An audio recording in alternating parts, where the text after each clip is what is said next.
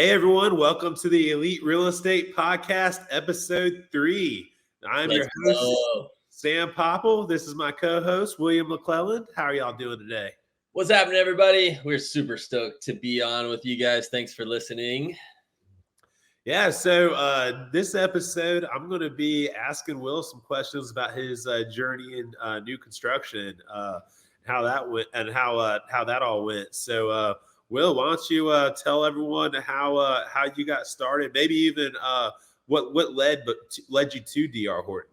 You know, D.R. Horton was the start, right? Yeah, it was. So one of my buddies that I went to college with, he was actually doing like a recruiting table, and D.R. Horton was going pretty heavily into my cohort in my second year doing grad school.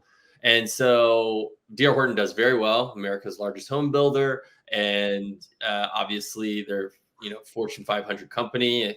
They're creeping into the top 200. I know they're just I think they did like $6 billion last year, which is pretty crazy for a company that's been around for less than 100 years. Some of those big players have been around for hundreds of years, like Morgan Stanley's, Chase Banks, things like that. But that's just being Fortune 500. That's not real estate specific, but just they're doing great things. They have a system. They make it happen. Obviously, sending people to campuses. Recruiting directly for MBA candidates and graduate schools candidates from an array of different programs. So long story short, my buddy was already working there, and he started working there directly out of college, and he actually did building sciences and construction management undergraduate. So he got a degree in that and went directly to Horton after his last year. He was working, I don't want to tell his story incorrectly, but he was working for a large commercial builder, and then from there went to Horton. Cool. Told me he had a great time. They treated their employees right, things like that. And plus I already had a buddy there. So I was like, well, I'm already interested in real estate. I've been doing these kind of really interesting ways with no money, which you guys can check out in that first episode, where essentially I would like put leases on places, and then I would rent rooms out so I could live for free, and then I could have my day job, and then I could save my money. A little bit of a slower process than what you guys could do if you're getting in early. But anyway, that's just how it went for me. And yeah, so I took the jump, went into a completely different industry, one that I didn't know much about, which was new construction, and really haven't looked back since. Really great opportunities. I learned a lot of systems and processes, which, they're at the top. They're selling hundreds and thousands of homes like a month across the US. So they're probably doing something right. But it was at an expedited rate. I luckily got to learn from my buddy, work with him one-on-one. So the work was fun, but he was one of the top at the company. So he also taught me a lot of really great things too, especially on how to be efficient, which is something that D.R. Horton's really good at. At a time, I was learning under him. He and I had like over 70 different units, including townhomes and single family, running at a time. So you can imagine how busy that is with dump trucks. You said you were building about 70 at a time? Yeah, dude, it was crazy. Wow. I mean, like I said, D.R. Horton has very efficient processes. They create their own scheduling software online that will then, not only do they have full bidding processes and estimators and things like that are in the office, but then for the guys in construction on the ground and project managers and things like that, they have things that do like mass communications to the hundreds of people that are involved, from subcontractors and things like that, to clearing the lot that's wooded or whatever it may be, and patting it and prepping it and all of the things, all the way to the homeowners. You're changing the locks out and giving the homeowners a new key once they close. But yeah, it was, I'll have to get with him, but don't quote me. I want to say it was 78. Wow. Okay.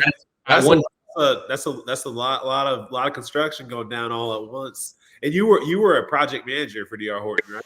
Yeah, working with them. So there's like a couple different things from superintendents, project managers, and all the people that are doing purchasing and estimating, and they have a really great system, but it's like a really great life cycle as well because they do in-house financing, right? So then they can sell those loans off to uh, Freddie Mae, Fannie Mac, whatever they need to do, Penny Mac, Freddie Mae, doing whatever they need to do to sell it, however, and then they start the process over again. They get cash liquid. They buy land.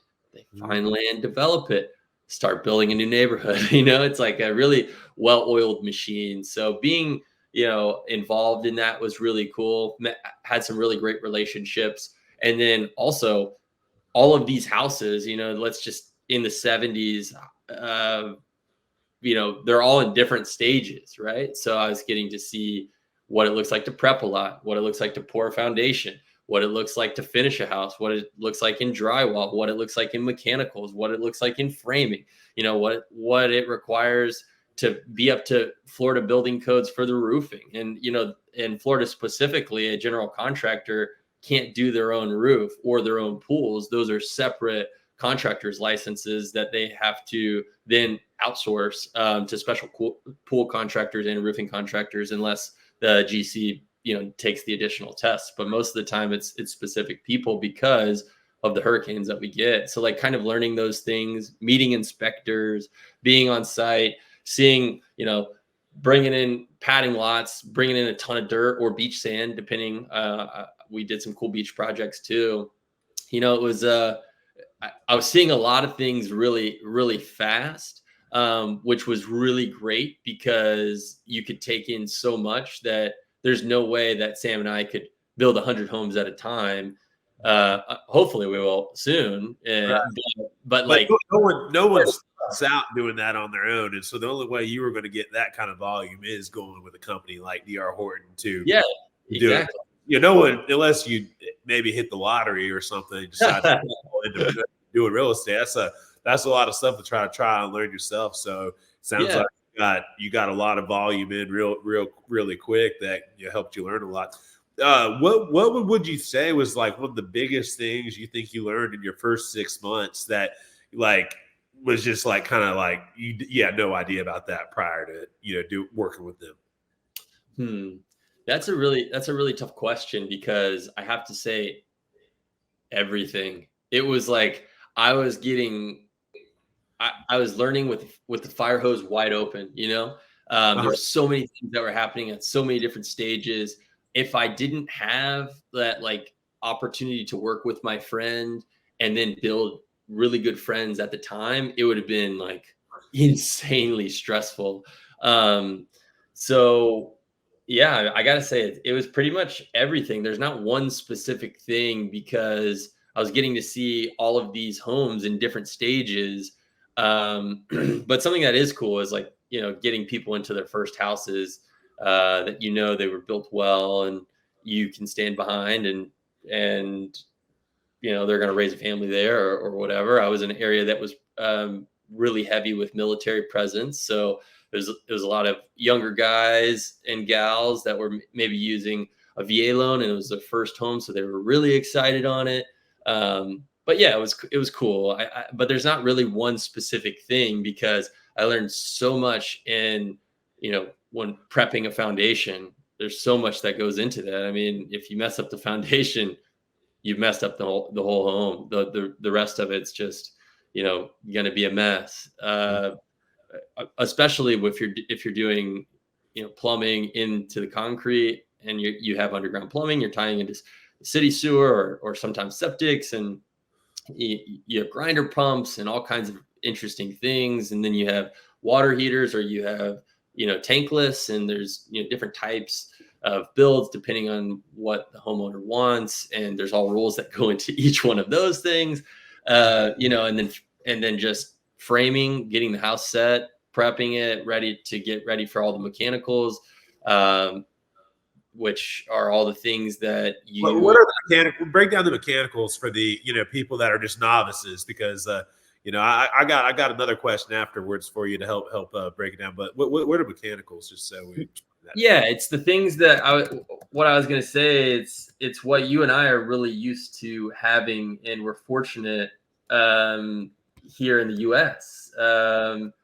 So plumbing, that one's really important to me. um, Air conditioning. HVAC. What's up? I say, yeah, as I say, air conditioning is important, and another first world deal I really love in American homes. Right. Yeah, and we're very fortunate of that. Electrical, right? Shout out Benjamin Franklin. Just kidding. But and then you also have your HVAC, heating and cooling, which again, very thankful, especially here in Florida. I know that the building processes are slightly different across the country. So if you're listening to this, maybe in California or the Pacific Northwest, those systems and mechanicals are slightly different. But here in Florida, we also have another one, which is gas too.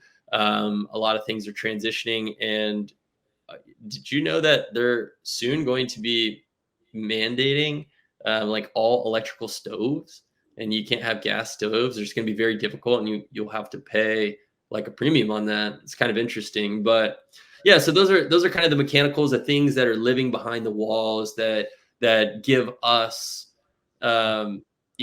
that homey feeling that we can go to the bathroom, or we can wash our hands, or we can prep in the sink, to cook some chicken or vegetables or whatever. We can turn the thermostat up and down, um, you know, and we can flush the toilet. So, So yeah. let me go back to a question about, like I said, new things, because one new thing I learned about new construction just from talking to you, which this might help spike some of the beginning things that I'm talking about that people have no idea on, is that, like, if I have an acre of land, the whole acre might not be buildable, and so I just learned from you when we're looking at lots, like the buildable percentages and stuff like that. So why don't you break a little bit of that down, just because you've educated me so much, on that part of new construction. If it's the water, if it's too much wetlands or something, you can't build on it, things like that. Yeah. Yeah. So for our listeners in Florida, something like really specific that you need to watch out for is we have a lot of Environmental Protection Agency protocols, the EPA, which they deem a lot of our land wetlands, but technically it doesn't mean that the land is wet. It just means there's a certain type or special type of vegetation that the Environmental Protection Agency has deemed, rare or crucial to the environment that needs to be protected. And so here in Florida specifically, we look out for that a lot. We don't really have, the highlands and the lowlands and the massive slopes that maybe the Rockies and the Pacific Northwest, as well as California. A lot of the Northeast too. Actually, the Mid-Atlantic, like North Carolina, through the Appalachian and things, you'll just have a really premium lot, but it's sloped like this, and that's why it's $10,000. But here in Florida, we deal a lot with wetlands and the Environmental Protection Agency, and that happens in every state. The EPA obviously is a national and federal company, that you just have to go and specifically, and this might be the little golden nugget, is you need to do your prep work through the GIS mapping system, which is just the Geographical Information System, which is a map that each county creates for you and I. People were paying taxes, and so with that, we can do a lot of research. And our specific county that Sam and I are in right now, that we're predominantly looking at, is Escambia County, Florida, which is the. Oh, they told everyone our spot. That's fine. Hey, Lance, get that part out. Yeah, that's fine. I'm just kidding. There's plenty of ground up here for everybody, so we're yeah. So, but if you come build in our area, make sure you build nice stuff. We want to make sure you're bringing the property values up. Come up here. Yeah. So what you guys can do is you can look up the county that you're living in or the county that you're interested in.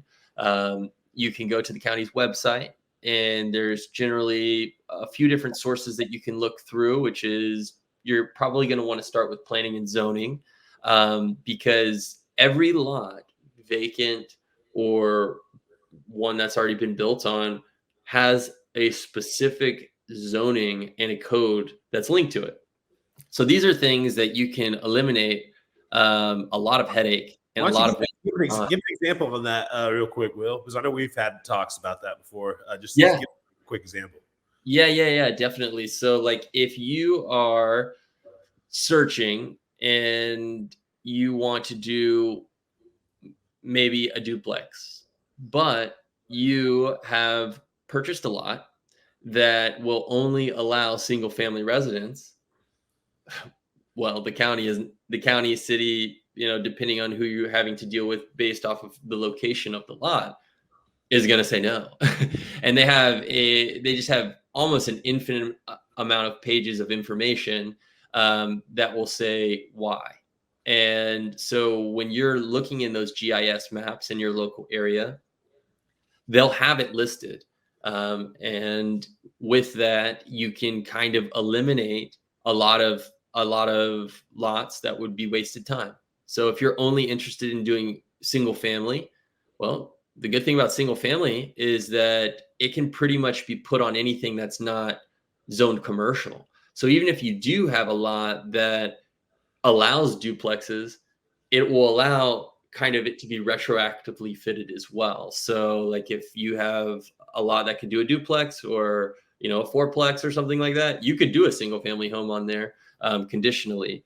And again, you want to double check with all of your specific county and city regulations, but it's very hard to go the other way. And what I mean by that is if you have a single family lot and you want to put two houses on it, they're probably going to say no. And if they allow you to attend, I mean, you can always appeal, and then you could go to, depending on, again, this is all conditional based off of your city and county, but you could go to the county or city commissioners meeting. You could, request to be part of the minutes, talk about your lot and why it would be great to have more units than just one.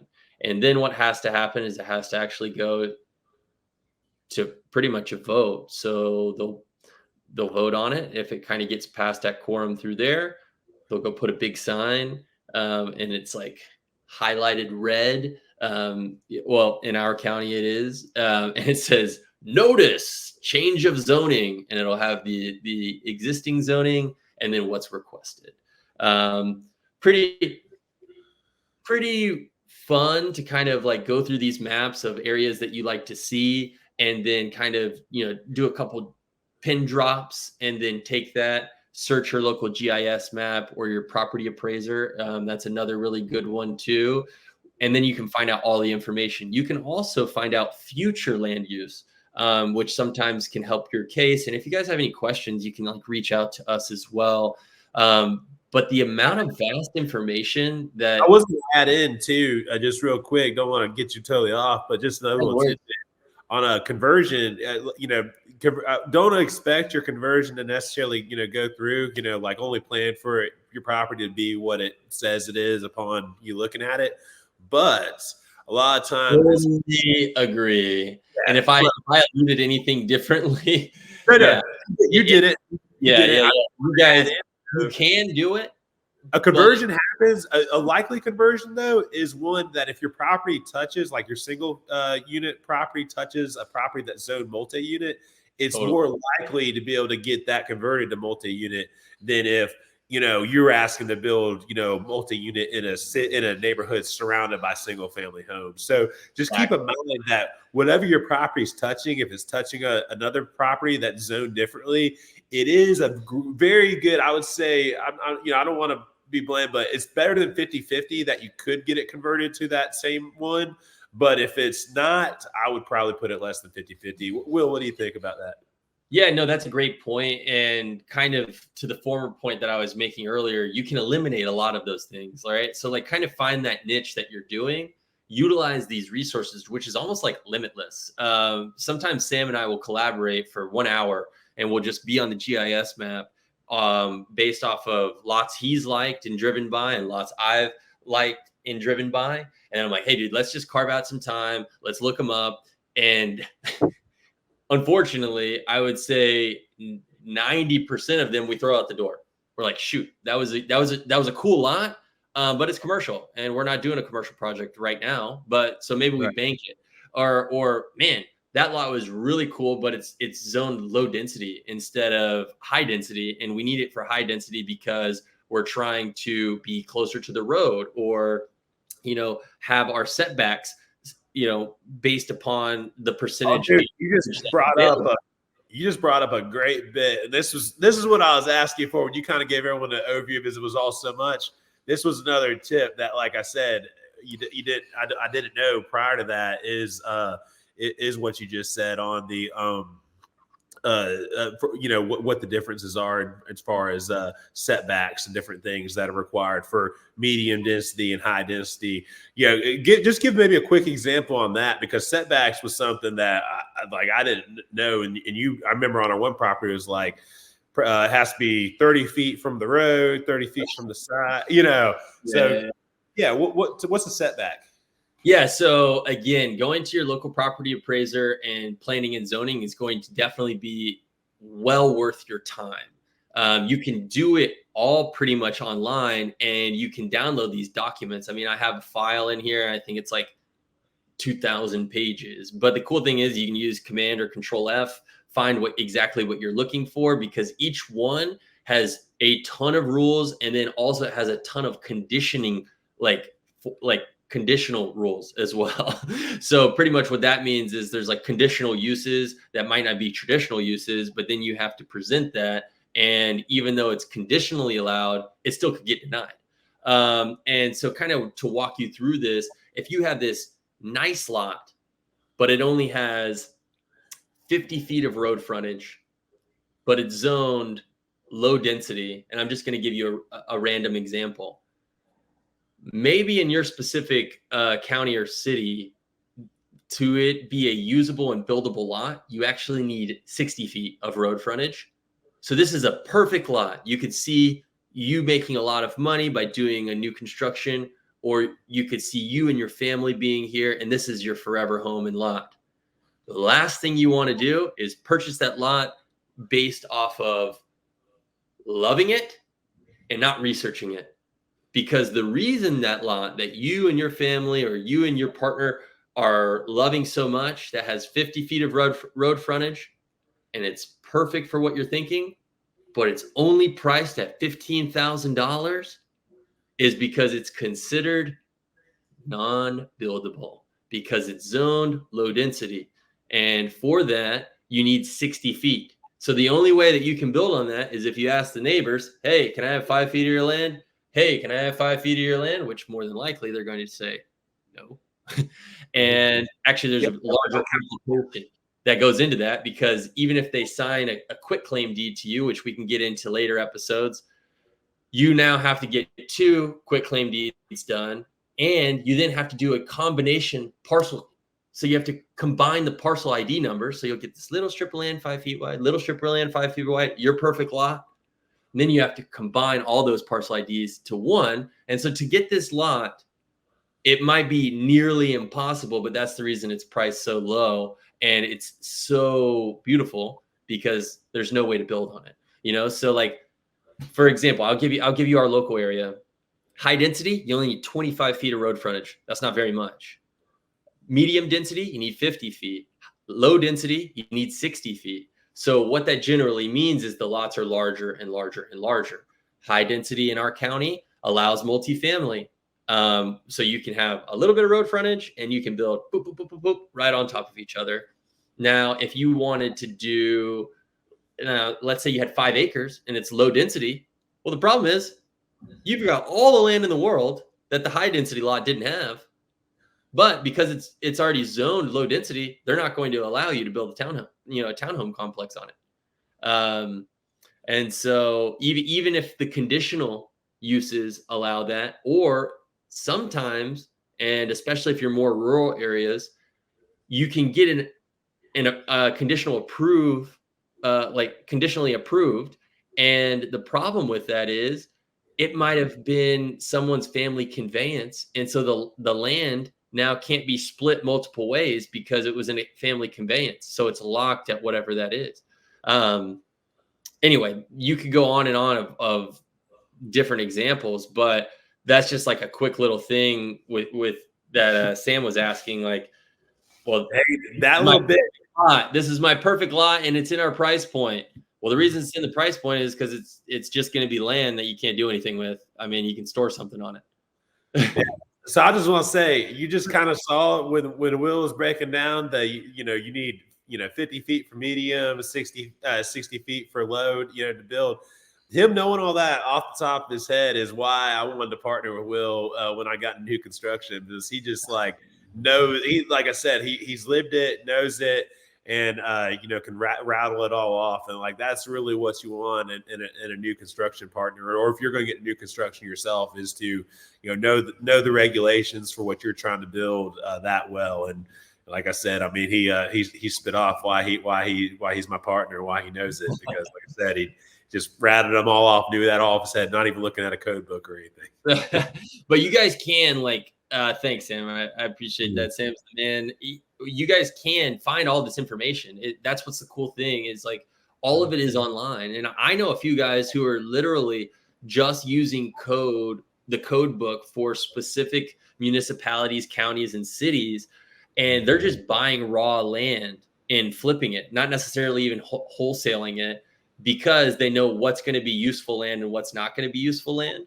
And then they're not even building anything on it. Now, there are times where it can, if you're not actually physically going down to the county's office and saying like, hey, is this going to be okay? Or like taking the time, I always recommend calling them, because that's actually what your tax dollars are going for. These are resources and people that work every single day. And sometimes you'll be surprised. They're slammed. And then sometimes they're like, no one's even come by. This is my specific job. And, no one's been by today, So utilize those free resources. And it, like I said, sometimes it's limitless and can be slightly overwhelming, but put in the time, put in the work, because you don't want to be on the wrong side of a deal. Right. No, that's definitely a good point. I know in any of the projects that Will and I have looked at to do building on, he specifically has gone down to the county offices and asked questions and figure stuff out with them. And I know on one particular one, we were kind of denied doing what we wanted, what we really wanted to do originally, but he just kept going. And well, can I do that? And basically if he asked enough questions to figure out what we could do so we could still, build something, great and magnificent, make decent money on, so like I said, but it's all about, going down there and, and making those connections and figuring it out. And something that Will did say, I just want to highlight, for everybody on this, is that new construction varies a ton, county by county, state by state, and then once you put state and county together, like it's different. Like, here in the panhandle of Florida, for example, our particular county that, we're in, Escambia County, they're very much supporting growth, and they're wanting to see growth. So building here is a lot easier than some of the other places that, would take it over to 30A, for example, where we'll spend a lot of time. They're being a lot. They're wanting to control the growth a whole lot more. They're trying to limit it so it's not crazy, to kind of keep prices really high. So they're not getting you through permitting very quickly. Like it's gonna take you a long time to get your permits. Every time you gotta apply for anything to do with the county or the state, it's gonna take a lot longer over there. Versus, over here in Escambia County, they're going to, kind of push you through first, because they want more new builds faster for the population over here. So that's something to definitely pay attention to if you're thinking about getting into new construction. Is ask yourself, are you wanting to do it in a county that supports growth or a county that's resistant to growth? And you definitely want to be in a growth centered growth area, an area that wants to grow and is trying to grow to make your life a lot easier as a new home builder. Totally. And I can't agree with that more. And so another huge resource, again, free to you guys, that can help you kind of decide or know if your specific area is ready or willing to take on this growth and not hindering you, because some of these specific counties that Sam was mentioning, it can vary from, it takes 2 weeks to get through permitting, and you can walk down to the permitting office and know Jim and Taylor, David, and whomever by first name, and they're really nice, versus some of these other counties that are kind of trying to hinder the growth or make it where there's like a really, really high entry price point. It could be 4-5 months until you just get through the permitting process, which at D.R. Horton, I mean, we had to build houses like once we had foundations, we had 80 days or less, you know? So waiting for the permitting office for 4 months, well, that 80 days, less than 3 months. You know what I'm saying? It takes longer to get a permit than to build the house. Exactly. You want to be in somewhere that's going to be friendly and you know, up to that growth and that task. And thanks for hanging on. The internet issue you were talking about. I think some of the we were talking about counties that are easier to build in versus not, and that's yeah. So I was about to tell you guys a really good resource, and then boom. But so something that you can do is check out, and this goes for any business, not necessarily even real estate, but the SBA, Small Business Association. You can check if you are in what's called an opportunity zone. Opportunity zones generally are looking for what's in opportunity. Opportunity. So generally those counties and the county commissioners and those people that work down at the city and the local government and municipalities are like, hey, we're either ramping up and getting ready for this massive growth because we're looking at it. And so we're going to hire like crazy, or B, they have a mature trained staff that can handle the new volume that's about to come in. Right. So just checking that out. And something that's really cool is you can just go onto their website and look at a whole map through the whole country, you know, and you can see, and also some really great programs along with this. Another little nugget here is like, if you start building your business, or not necessarily in real estate, it could be anything, you can get a ton of like tax deferrals from the government for building in your business in this opportunity zone. So yeah, that's a fun little nugget there that can really help and kind of goes hand in hand with what Sam was saying.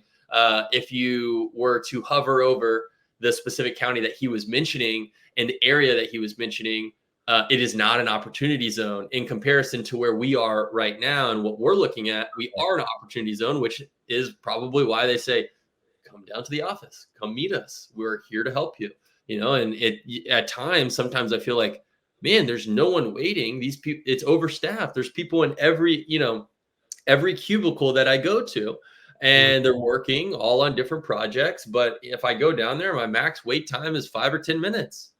I mean, what the heck? That's awesome. So we had a great meeting about 2 months ago at our local SBA office. We went there, just looking for ideas on if we could build some subsidized housing, and then we were brought into this whole area on the shortage of daycare centers and childcare. That'll be another episode. You guys want to hear? That's just an example of hey, the government will give you money for things they want to see more of, and so that's a big question I would ask. And one of the things I'm fortunate to have met Will, so he was all very knowledgeable. Is does my area want to grow, or does my area not want to grow? And just kind of you can pick up on this around town by. If people are saying things like, "Oh, I wish that was here," or "I wish that was here," those are people that want to see growth. And if people are saying like, "Man, I'm tired of all this traffic," those are signs of people that don't want to see growth. And so take a pulse of the area you live in, just both by talking to people around your community, and then also just see what the government's doing. Because. I know here in Escambia County, they're constantly trying to grow and add more jobs and resources and stuff, and so there's a lot of opportunity over here. versus some of the more established beach communities that I've lived in. They're kind of like, we're as big as we want to be, and we really don't want to see a whole lot of new construction. Yeah, definitely. Well, yeah, man, this has been really fun. I mean, we probably could do a full episode just on land, and then we could do a full. We probably will. Yeah, and we could probably do an episode just on mechanicals and just on framing, just on foundation, just on clearing lots. I mean, there's so much that goes into it. But the cool thing is the majority of that you have control of the budget on, which is why we like new construction, not necessarily over, a renovation project. If the numbers work, we'll do a rehab for sure. But sometimes if you're in an auction or a foreclosure or something like that, you don't necessarily know what's behind the walls. If those people haven't been paying, their bills or their taxes, I can almost guarantee. What'd you say? I said they're probably not keeping it in the best shape. Exactly. I can almost guarantee that the home that they're in is probably not getting any of that love either, especially monetarily to kind of thing, keep the thing running. So that's kind of why I like it. Obviously, with working at D.R. Horton and getting that massive crash course. And then after that, I was fortunate enough to work for a boutique builder where we were building $5 and $10 million homes beachfront, which was a really amazing experience because I went from like more of an economical first-time home buyer to a seasoned, investor that was wanting to have a 36 to 40 head in bed 4-story home that had 6 bunk rooms just as bunk rooms, and that, they're from a whole different side of the country, but are investing millions and millions of dollars into gorgeous and beautiful homes because they could rent them out for $20,000 a week. Yeah, that's not a made up number. That is an area that we're in that is very eclectic and unique. And I was able to work with a number of really seasoned investors that were able to do new construction builds that, like I said, if they didn't keep them in-house, which they were smart because they knew they could build and, puff the amount of equity, even if they made a premium product with us, they were building at, 3-4 million, but it was appraising for 6 and 8 million. And then they were still renting it for 20,000 a week. And they are living in New York while investing in Florida. I mean, they had a pretty solid little system. So that was a really, really cool experience for me. And I had just an amazing team there.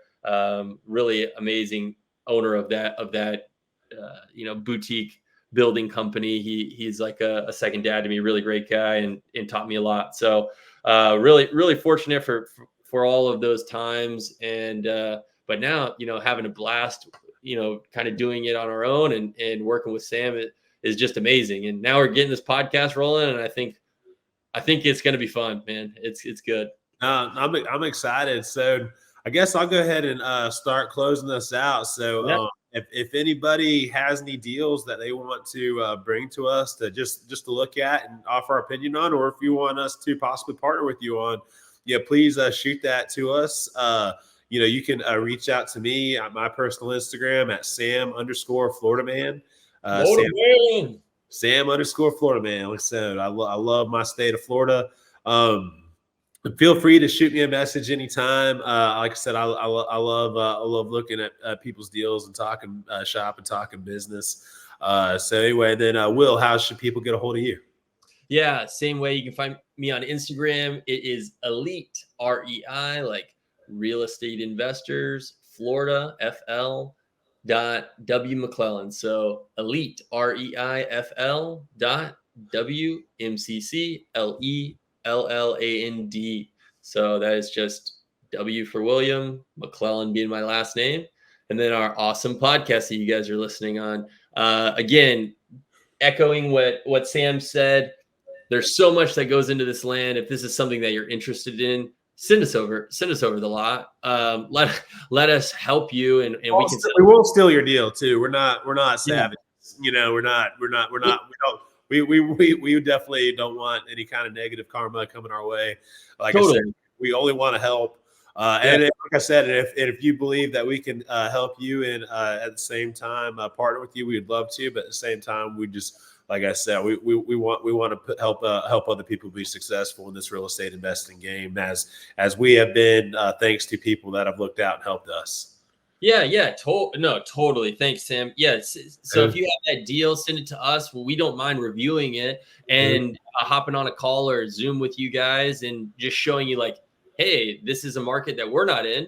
This is the market that works for you. Let's go ahead and find, let's look it up on the GIS, the property appraisers. Let's find all the information, do as much, work as we can to ensure that you're not buying something that's not worth building on. So, right. Yeah. But hey, if you're in North Florida or South Alabama, that's our area. So we would absolutely love to partner with you guys, if anything in North Florida or South Alabama. So yeah, right now we're trying to buy as much land as possible. We're kind of holding on some stuff. There's some really massive growth that's really exciting coming in this southern Alabama, Florida panhandle. Really excited to be, kind of on the forefront of that. So again, look at your local SBA area, see if you're in an opportunity zone. If you are, go meet your local SBA officer or the local office that's there. They have tons of knowledge that they can give you, and it's like a free service. Again, this is like a free business consulting service, not just for real estate. It's something that is federally funded, and you guys have that at your fingertips just via their website, and then you can actually go in and get a consultation. Again, not getting anything from them. I mean, it would be great. Hopefully we'll get some taxes back because we're building in some opportunity zones in our local area. But that is a cool resource. And I think we can round it out by thanking our sponsor, Clean Eats. I'm about to go pop a pizza in the oven because they are so darn good and they are less than 500 calories. So definitely come by Clean Eats and get your pizzas. I have locations in Mobile, Pensacola, Shalimar, Florida, and Tallahassee, Florida. So we hope to see you guys soon. Thanks. All right. Have a great day. See y'all later.